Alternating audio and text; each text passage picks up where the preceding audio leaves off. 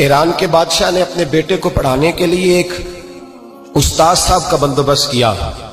استاد صاحب کو کہا کہ میرے بچے کو دین پڑھائیے، میں چاہتا ہوں کل اس نے عنان حکومت کو سنبھالنا ہے تو یہ دین سے آگاہ ہو جائے، اس کو کچھ سکھائیے، پڑھائیے۔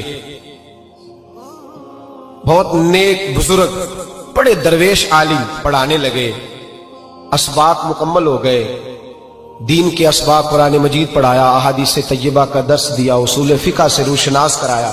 جب بچے نے مکمل تعلیم حاصل کر لی اور آمین ہو گئی، دستار ہو گئی، فارغ ہو گئے، تو پھر ایک دن استاد صاحب نے کہا بیٹے کل تم نے ضرور آنا ہے، کچھ بات کرنی ہے۔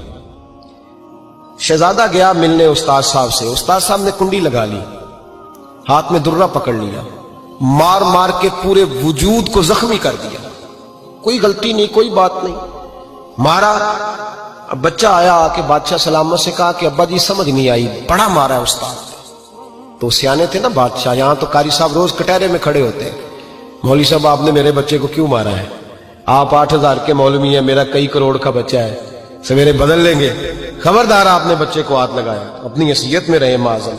جو قومیں استادوں کو کٹہروں میں کھڑا کرتی ہیں وہ ترقی نہیں کر پاتی، جو استادوں کو کٹہروں میں روز کھڑا کرتے ہیں۔ کہا ابا جی بڑا مارا ہے، تو والد بڑے سمجھدار تھے، کہنے لگے بیٹا استاد باپ ہوتا ہے، وہ زیادتی نہیں کرتا، کوئی بات ہوگی، میں تیرے استاد کو کٹہرے میں نہیں بلاؤں گا۔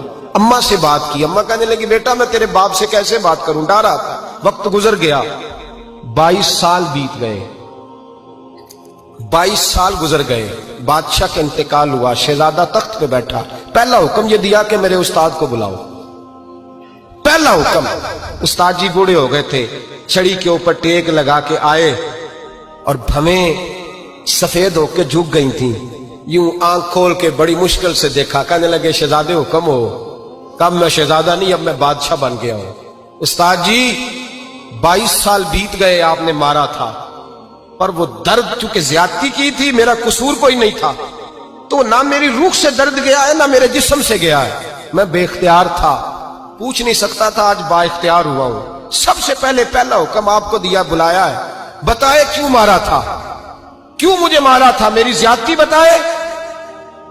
تو استاد بوڑھے استاد کی آنکھیں آنسوں سے بھر گئیں، کہنے لگے بیٹے بس آج کے دن کے لیے مارا تھا، یہ جو دن آ گیا نا میری زندگی میں اس لیے مارا تھا، یہ میں چاہتا تھا میری زندگی میں وقت ہے، آج کے بس میری مراد پوری ہو گئی۔ کہا صاحب کس لیے، مجھے بھی سمجھائیں۔ آپ فرمانے لگے کتنی دیر ہو گئی تجھے مار کھائے ہوئے، کتنا زمانہ بیت گیا؟ کہنے لگا 22 سال۔ فرمایا زخم بھولے تو نہیں، درد ختم تو نہیں ہوئی، تمہیں بات 1 منٹ کے لیے بھی تمہارے حافظے سے محو تو نہیں ہوئی؟ کہ استاد جی روز رات کو یاد آتی، روز خیال آتا تھا۔ استاد کہنے لگے بھائی تو بے اختیار تھا، پوچھ نہیں سکا، 22 سال تجھے یاد رہا، مجھے پتا تھا تو ایک دن حکمران بنے گا، میں نے تجھے اس لیے مارا تھا کہ بیٹے یاد رکھنا، کسی پہ ظلم نہ کرنا، اگر تجھے 22 سال تک یاد رہا ہے تو جس پر تو ظلم کرے گا اسے بھی قیامت تک یاد رہے گا، اور یہ یاد رکھنا تو آج با اختیار ہوا تو تو نے مجھے بلا لیا ہے، قیامت کے دن غریب با اختیار ہو جائیں گے، مظلوم با اختیار ہو جائیں گے، وہ با اختیار ہوں گے للہ الواحد القہار، رب کریم کی بارگاہ کے اندر ان کا اختیار ہوگا، اکیلے اللہ کی حکمرانی ہوگی، پھر وہ بلائیں گے بڑے بڑے کج کلا، دنیا میں جن کی پگڑیاں اونچی تھیں وہ سر جھکائے کھڑے ہوں گے، دنیا میں جو ڈکٹیٹر بنتے تھے ان کی پشتیں لال ہوں گی، ان کو غدار لکھا جائے گا، قیامت تک نہیں بھولے گا۔ ظلم کرنا تو سوچ سمجھ کے کرنا، اتنا کرنا جتنا تم سہ سکتے ہو، اتنی زیادتی کرنا جتنی قیامت میں تم برداشت کر سکتے ہو۔